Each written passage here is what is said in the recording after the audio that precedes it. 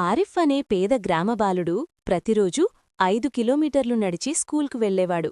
అతని చెప్పులు చినిగిపోయేవి.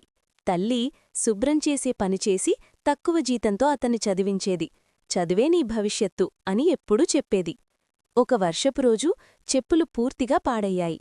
రాళ్లమీద మట్టిలో పాదాలు గాయపడినా ఆరిఫ్ స్కూల్కు వెళ్లాడు. టీచర్ అది చూసి కదిలిపోయింది.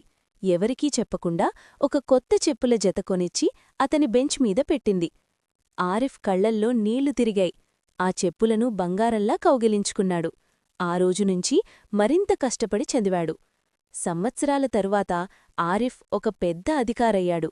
గ్రామానికి వచ్చి టీచర్ను కలిసి, ఈ చెప్పులే నా జీవితాన్ని మార్చాయి అని చెప్పాడు. తన సొంత ఖర్చుతో ఒక స్కూల్ కట్టించాడు. చిన్న దయ కూడా జీవితాన్ని మార్చగలదు. ఇలాంటి మరిన్ని ప్రేరణాత్మక తెలుగు కథల కోసం ఏఐ తెలుగు స్టోరీస్ ఛానల్ను లైక్ చేయండి, షేర్ చేయండి, సబ్స్క్రైబ్ చేయండి.